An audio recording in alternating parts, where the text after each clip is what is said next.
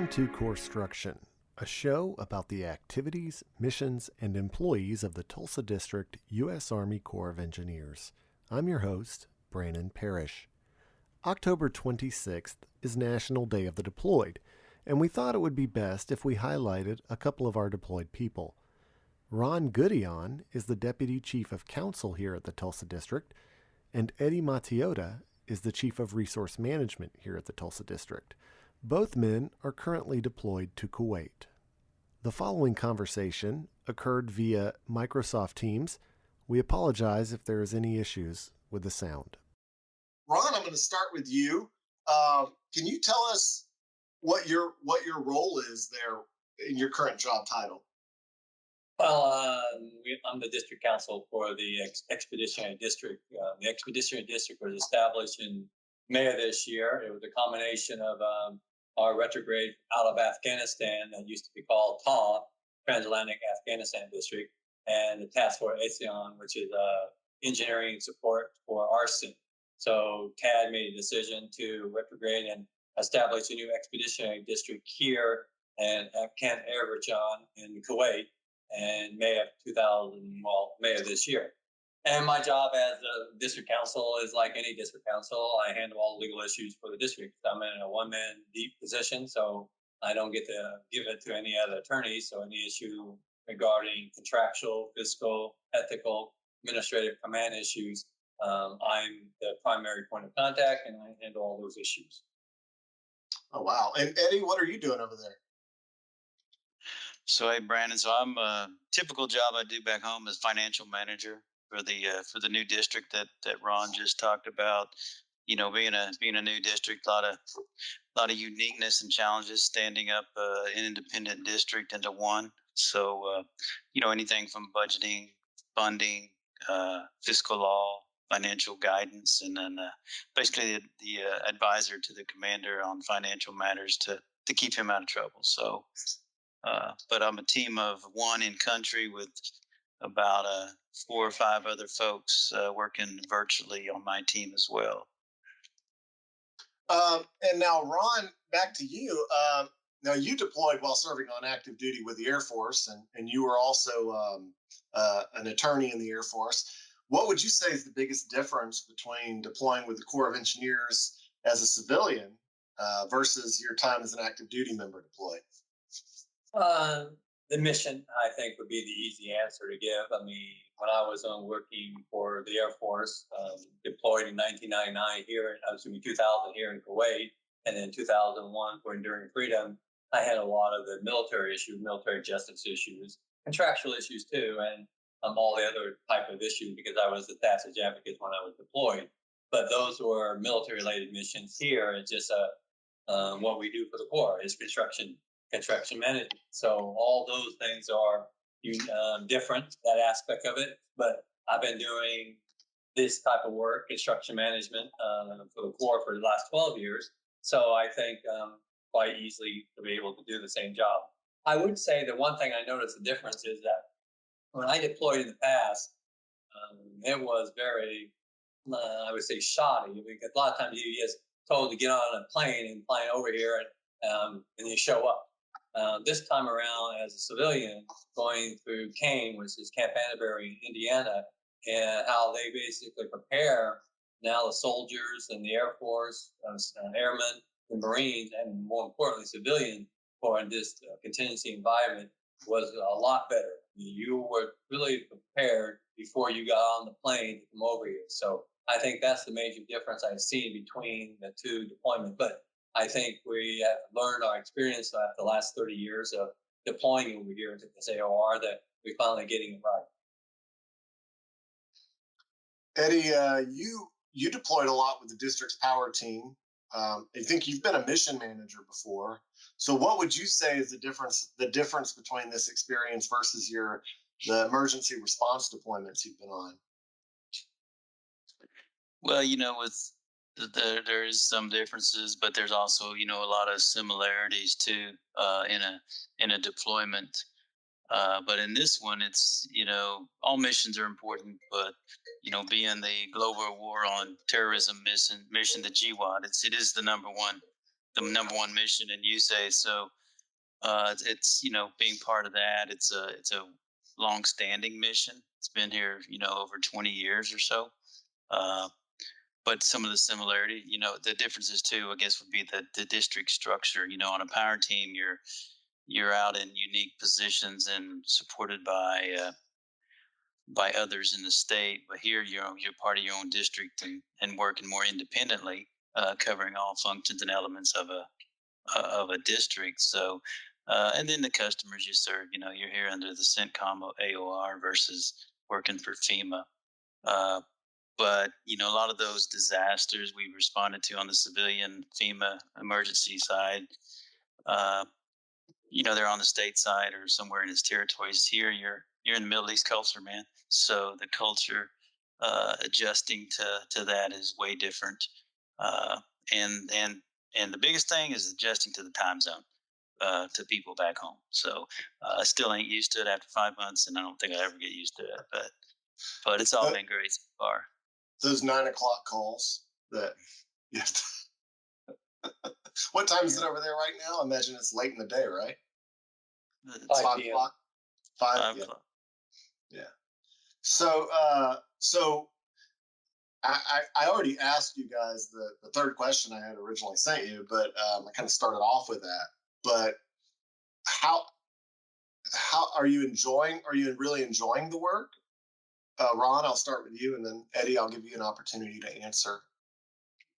Yes, I've enjoyed the work. I mean, I've always enjoyed the work I've done on my deployments, because I always try to have a positive outlook on what I can do. And more importantly, as I was discussing with other people, my job is to assist people to make the right choices and make the right decisions. So that's one of the aspects I get to do here. I advise and I recommend certain courses of action, but ultimately my job is trying to make people better. So I've always tried to do that in all my professional career, and I still get to do it here. So as long as I'm able to do that, I definitely enjoy the work. And it is different.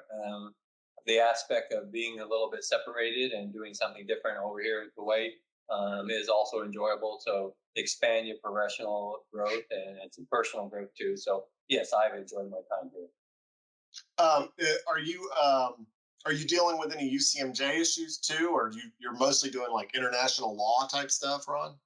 No, no. Actually, I don't do any aspect of command work because everyone you say all the military people answered out of the military Washington district. So if we had a military justice matter, I'm not able to do that since I'm not an SJA.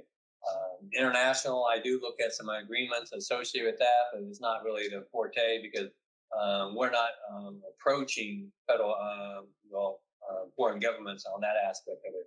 What we're doing is someone is hiring us to basically build a building or construct something.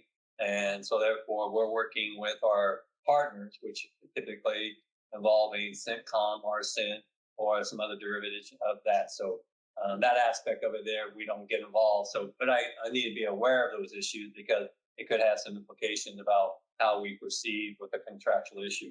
But contracts, fiscal law, ethics, administrative law issues, and there are command issues that come up too that I deal with. Now, Eddie, you are you finding that?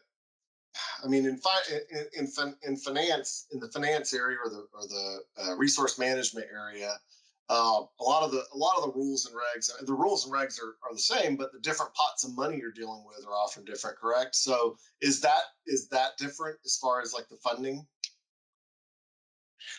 Yeah. So yeah, Brandon, there's a lot of the basic fiscal law, that we all learn is still applies, but the sources of funding is very unique.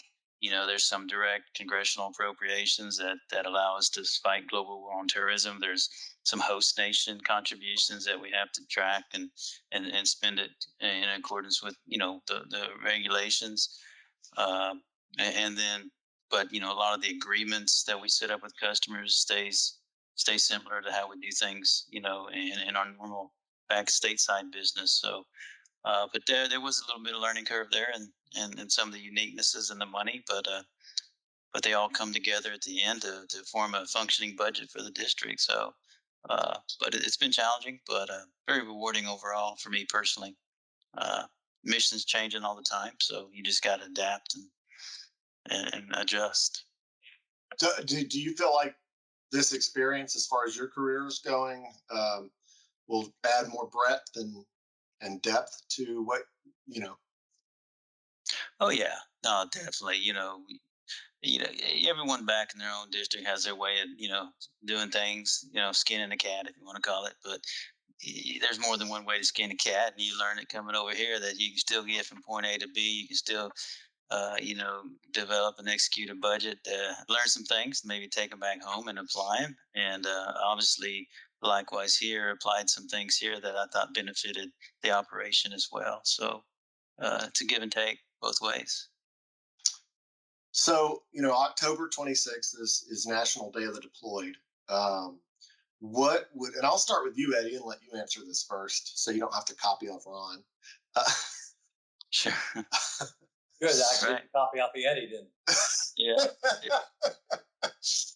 what would you say are the top 3 or 4 reasons people deploy or volunteer to deploy?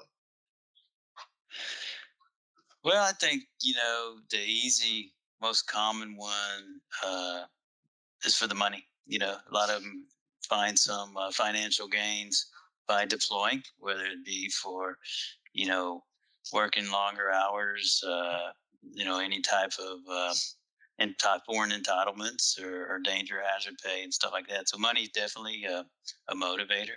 There's you know there's others that may need a self fulfillment out of it, a great, some type of rewarding experience, personal challenge, like more or less was my dominant reason to come over here. Uh, People get stagnant in their careers, so uh, they need a challenge. They need to get outside their box, and then some things I've seen here too are some people, it's a promotion opportunity. So people see a promotion opportunity to come over here for a year or two, whatever, get some experience in that discipline, that grade, and are able to compete better when they go back home. So many opportunities all around the board, and it's just a great thing. Ron, what would you say are the top 3 or 4 reasons? I think Eddie hit all of them correctly. I think money is a primary aspect of it. I don't usually ask people why they chose to deploy. However, when you talk to them or they discuss it, money is usually within the first 3 things they say. I'll additionally say service to the mission. I think some people, and I know Eddie is a very keen into this, is that he wants to do something bigger than himself. And I think I do too. I mean, we need to have that service to the mission because ultimately GWAT is the number one priority for USACE, and we're over here finally making that commitment. I think personally, experience and professional growth is the reason why I'm here, and I think so. Therefore, I think that's an opportunity for some people to determine too. So, and Eddie mentioned promotion. I mean, I'm temporarily a GS-15. That's an opportunity that I have an opportunity to put on my resume now, and if I wanted to compete for future opportunities, having a GS-15 being a district counsel will only be beneficial to me for my long-term goals. So I think that's another reason. So those are similar reasons that Eddie approached, but I think those are the reasons most people get deployed. What would you guys and I'll go back to you on this one too, Ron. What do you think is one of the top misconceptions that people might have about deployments? I think we're living in tents or living in hooches and not having very nice accommodations, and we're basically not able to communicate back home. We don't live in tents. We don't live in hooches. We are deployed here. We are at off-base quarters in an apartment complex. That's very nice. Eddie's my roommate, so that's also nice. So we have the opportunity to leave the installation and live downtown in that aspect of it. So that's very enjoyable.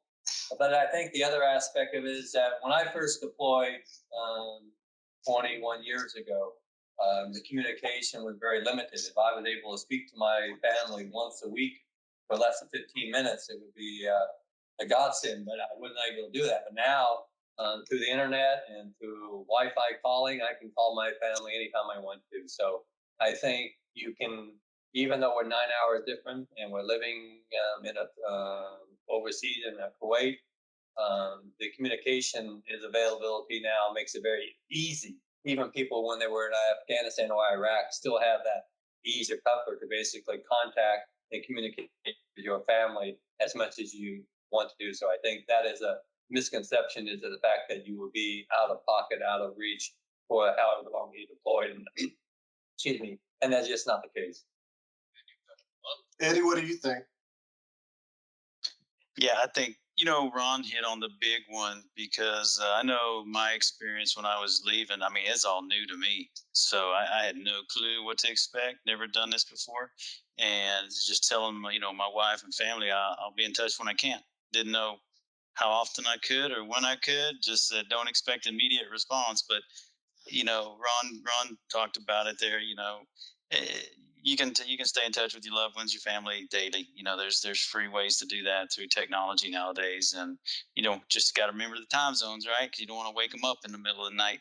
But probably one of the other things outside of that I would say is, a lot of people when you talk to them about your deploying, they're concerned for your safety, right? So uh, Ron talked also earlier about the process and the rigor they put you through in preparation for the deployment, the structure they got there to arm you for situations if such happen. But, you know, for the most part, it's a pretty safe environment. We're in the gateway of the Middle East, right? People want us here. We're helping them. Not to say there's not a threat. I mean, there's a threat everywhere you go. You just got to use your OPSEC. You practice it here, you practice it at home. Just always keep that in the forefront. Don't get complacent. But we forward deploy to other countries. Locally there may be a little more risk, but overall, no concerns there. To prohibit someone from wanting to deploy to opportunity there. Yeah, I know. Whenever you go out in town, when you're deployed overseas, you're always kind of looking around just to make sure that you're safe, and that's something that they give you with the training. It's pretty well drilled into pretty much everybody. Hey, you need to be aware of your surroundings and situational awareness, right?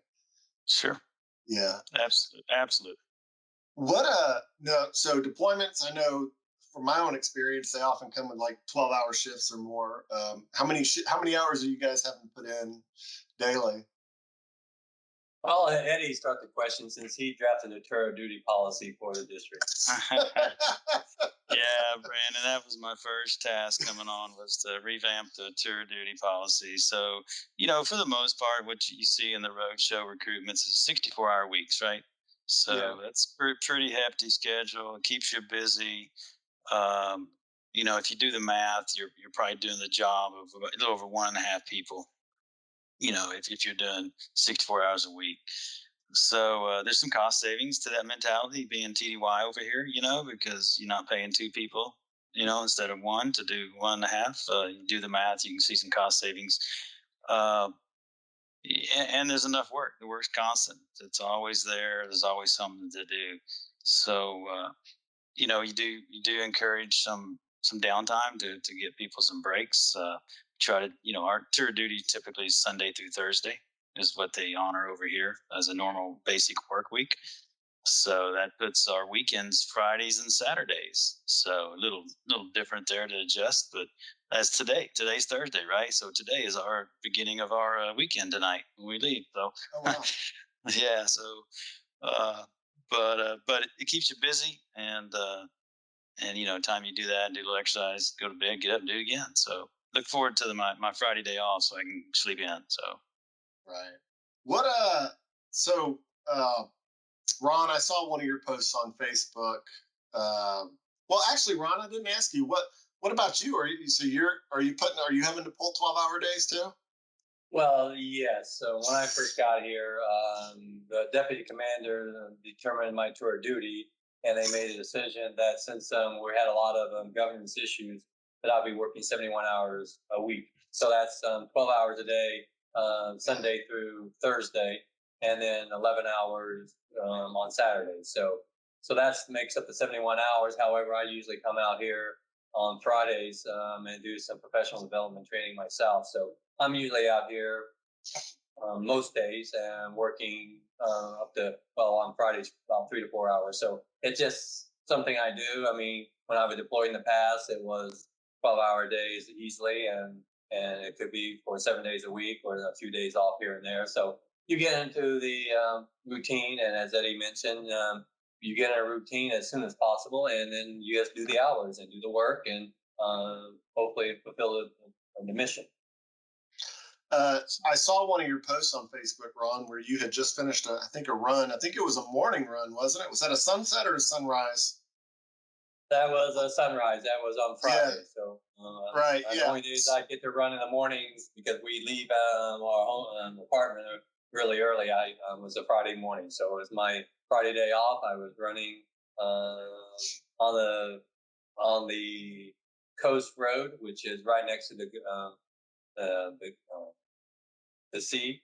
And I actually took a picture of me outside one of the places that we have stopped several times at the beach. So it's one of those nice places because our apartment, we had an apartment that looked right over the Gulf, but now we have an apartment that's approximately about 2.5 blocks from the Gulf. So it's very nice. So you're taking advantage of that beautiful vista and running along it. Are you doing any other exercise? Have you found that's been something you've kind of gotten into more, or? Actually, you have opportunities to, since you don't have a lot of family opportunities to take away your time, you can find time to basically keep in shape. So yes, I mean, we're very fortunate that our first apartment at Nasser had a very nice gym with a lot of cardio, and our current apartment has a very nice gym with cardio and weights. So every night after we get back from Camp John, we went to work. I'm not as crazy as Eddie in his workouts. Eddie works out minimum 2 hours. I usually try to get out 1 hour every week, but I might get motivated because Eddie's there, he's doing it. So I need to keep up with him. So I try to keep up with him. So that's a good thing to have. But I couldn't stay with Eddie, so I don't work out with Eddie. So he's too much of an animal. I can barely stay up with him. Yeah. More than an hour. Yeah, Eddie's definitely a workout guy. He's at the gym all the time, even when he's here. What Eddie, are you has that increased for you, or do you have more time to work out now when you're off?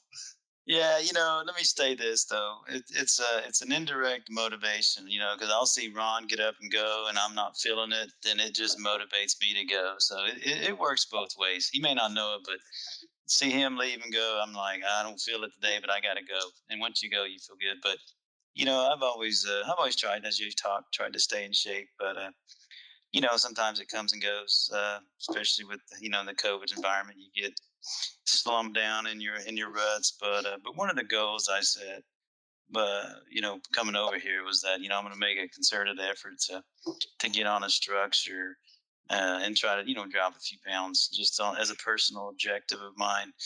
And so I focused a little bit more on what I ate, eating a little more clean, and cutting down on the meal portions. I had gotten into a bad habit eating at 8 o'clock at night back home, and that stuff just packs on you. But regular daily exercise, as Ron said, and couple it with some cardio and weights, and just try to stay fit. I've been focusing more on my abs, and I'm going to give my abs. I'll give the credit to Tony, the infamous Tony Horton of P90X Ab Ripper. Man, that system works.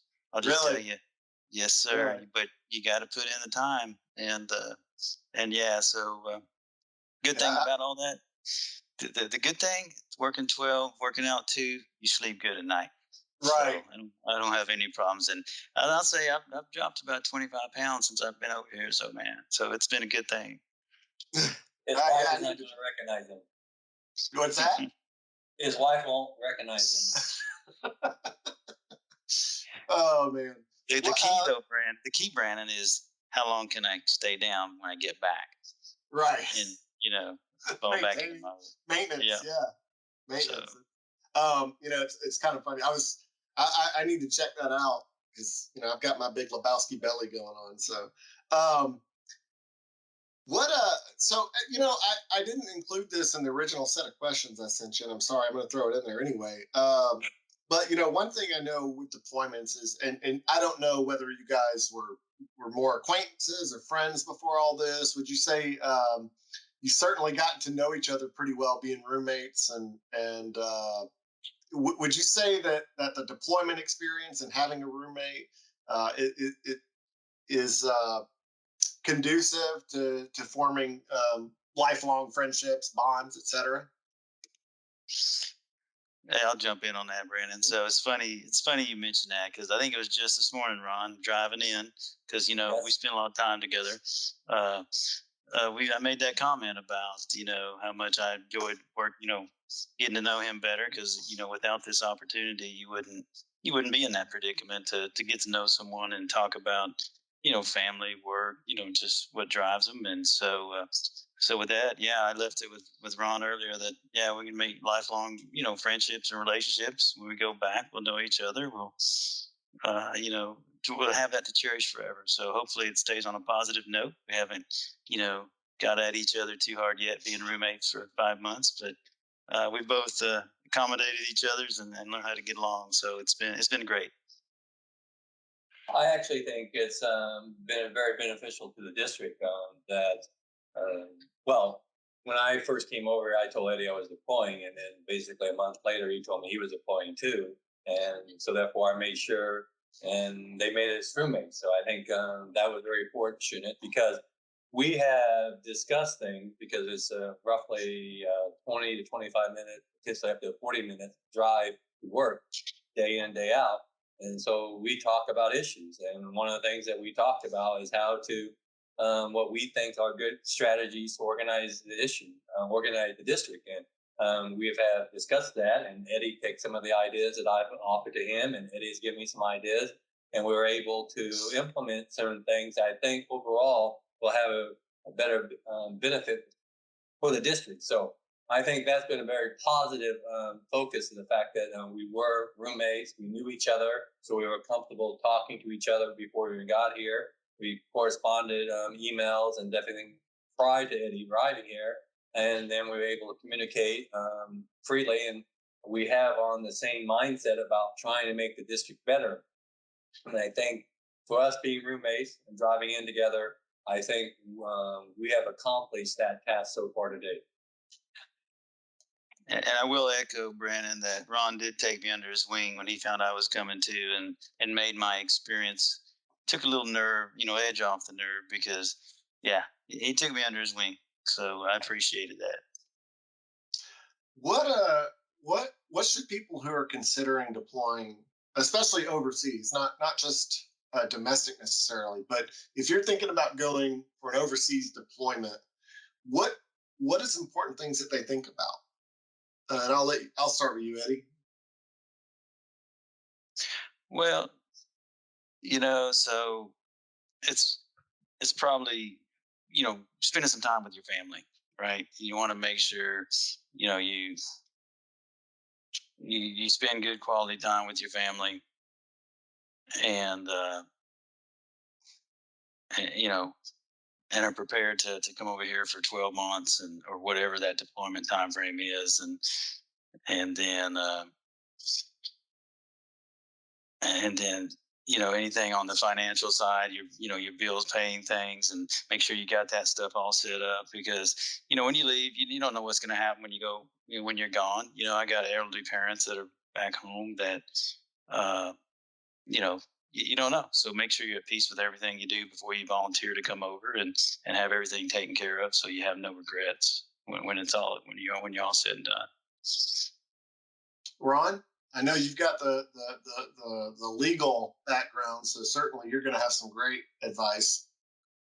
Well, I mean, I think, or in general, is that you should know why you want to be deployed and have that right reason. Because realistically, if you think it's going to be something and you're not willing to commit yourself to that, it can quickly, the shiny aspect or idealistic reason that you might have shown up for deployment can easily become dull because the deployment is taxing. It takes time and effort to do the job, and you got to get up each and every day to do the same thing over again, and you don't have the luxury at home.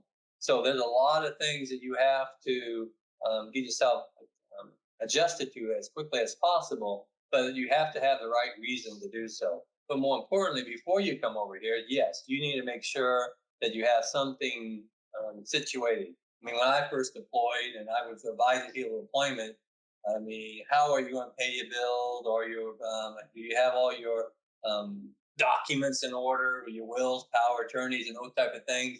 Because literally, realistically, when I first joined the Air Force and Desert Storm popped off, and I was advising airmen to come over here, there you need to have everything done correctly. Fortunately, things have now allowed with technology that you can manage everything from your computer. So if you have time, have a computer, you can pay bills and everything else. But at the same time, you need to have still something structure in place too, and back in the States, to making sure if there's something specifically that you have your name on, that you have some type of power of attorney to allow that work to be done. So you can get wills and power of attorney if you have a tasker, and you can go to a legal office on an installation and provide your orders, and you can get your wills and power of attorneys if you do not previously have one. However, even if you don't have one, there's a legal assistance office here, and then they do wills and power of attorney for deployed people. So you can get documents if you need to basically prepare yourself if something of a tragic incident may happen. Not a lot of people, not that occur, but you need to have those documents prepared. Is there something you absolutely need to make sure you do before you go? I guess it's probably a redundant question. Is there something that a person probably needs to absolutely make sure that they're doing ahead of time? I can't really mean absolutely. I mean, you need to make sure that you have a plan, how to whatever that plan may be. I mean, if you are a single individual, how are you going to manage your household and while you're gone? If you're a married individual, what responsibilities that you were doing that now have to be given to your spouse? Those are things that you have to sit down and discuss with your family before you deploy. Additionally, if there's things that you were doing with your children, making sure that they feel comfortable while you're gone, that someone else is doing those responsibilities. I mean, I think what happens is that people deploy, they want to sort of not involve in the family relationship, but at the same time, you need to be involved in the family relationship, because it's very important to have that continuity even while you're halfway around the world. Eddie, from the RM perspective, is there things you're seeing that, and you don't have to be specific on it, but is there certain things you see that you think, there's absolutely some things people need to make sure they're taken care of? Well, all that stuff, on the RM side is pretty, automated with changes in your pays, your leaving earnings statement. All that stuff flows pretty smooth anymore with how things have matured over time. So, usually you may have some delays in seeing some of those benefits, but they'll eventually catch up. Uh, and then, working through some of the leave restoration process, which we are in fourth quarter, and we don't really take leave over here, so you're into that carryover situation and reinstatement that you got to work through. But the processes we have are pretty well evolved, that they'll take care of those things and get those reinstated. But it's up to you as an individual to track that. You need to know when you're short paid, or when your leave's missing, and follow up with the appropriate office, and to help resolve those. But like I said, most of it's pretty well automated, and but I just encourage each employee to be accountable for their stuff, and follow up and ask questions, and you see something array. I would add on that aspect of it. I was thinking is that, as I stated in the opening, in the fact that the civilian workforce Camp Atterbury experience is very, very thorough now. However, there's a lot of stuff that you need to do once you get a new tasker regarding your training and getting all your documents in place. I highly recommend if someone is going to deploy and get a tasker, that they get that training done as quickly as possible. Make sure that you get your medical done, because people get delayed coming over here because they don't have the proper medical, or they have some issue with their medical. I think you need to do that as quickly as possible. They tell you got to need to do it 30 days before you actually go to Kane, but I think you need to get that done, because you're going to have to get a physical, you're going to get your eye exam, potentially you have to get your dental. Those are appointments that some people may not have had done in a long period of time, and you have to find yourself a doctor and stuff like that. Because where we're in Tulsa, you would think to be able to go maybe down to Tinker Air Force Base or Fort Sill and get all those appointments, but you're not really in that system, so it's difficult to get in that system. So you need to prepare your medical documentation as quickly as possible. Also, depending on where you're going, if you might need a passport, you might need a visa. We have people who are going into Iraq and they have to have visas, so that takes time. So I think those things that you do as early on as possible to get yourself prepared is better, because I think what you want to try to do between now and the time you get a task and the time you actually go to Kane before you get on a plane, you don't want to have any anxieties. You want to not have to be pushing last minute paperwork to try to get over here, because that will cause you to be anxious, and then you're going to get upset and everything else, and not going to be a pleasant experience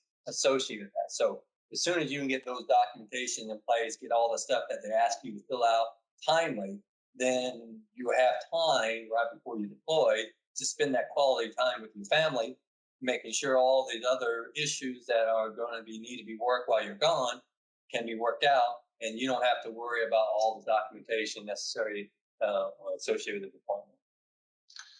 But hey, I will add this, Brandon. So, but not to discourage anyone, but all that stuff's scripted in a manual, and people help you out with our deployment cell that educates you on that process. So it shouldn't deter anyone from overwhelming. But it's incumbent of, like Ron said, on the employee to jump on it and get it done, and don't procrastinate. But it's really really scripted in what needs to be done, and they encourage you to do it too. So.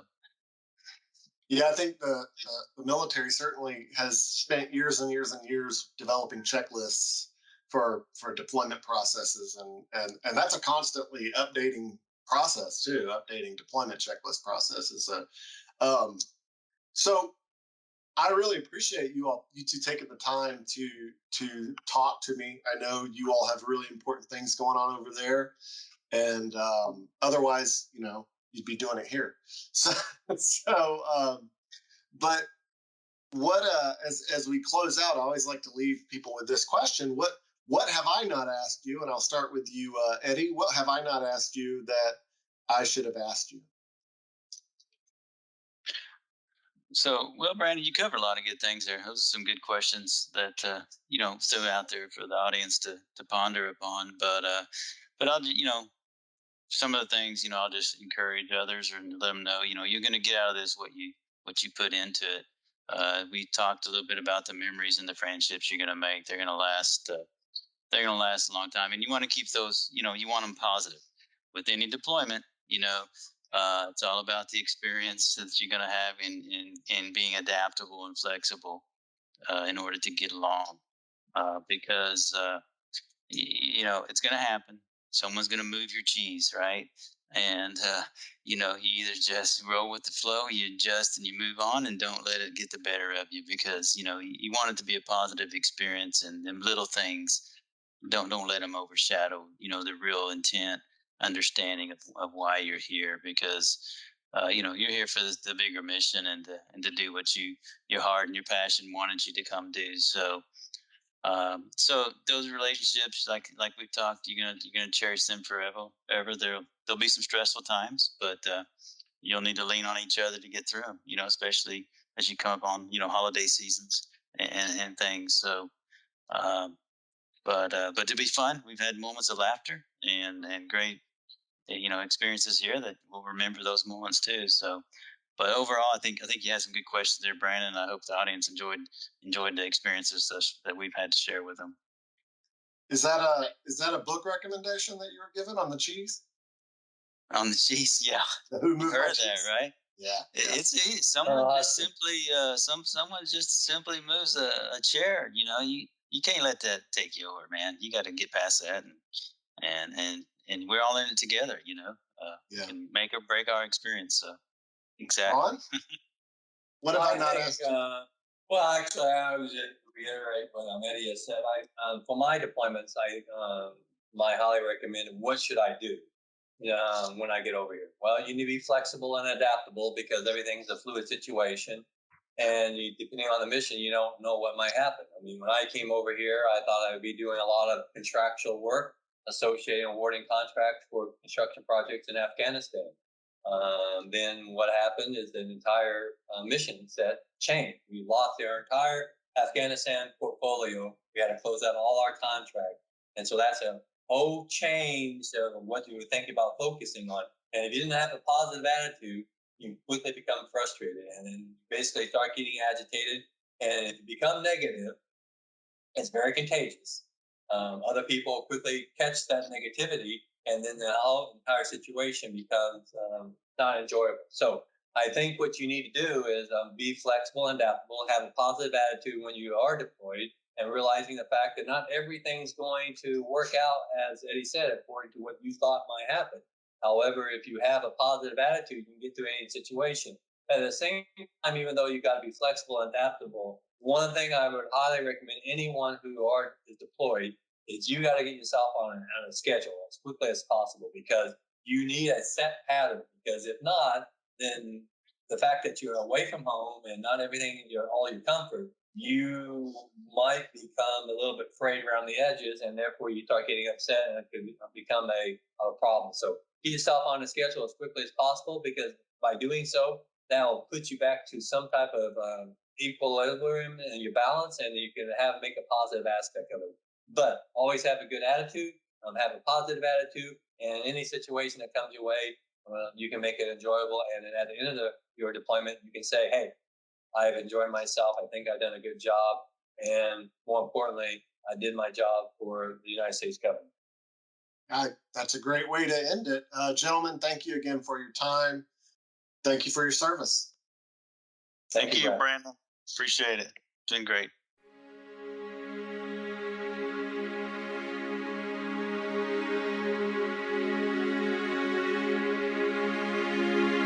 Thank you for joining us for this episode of the Corpstruction podcast. Corpstruction is a production of the Tulsa District Public Affairs Office.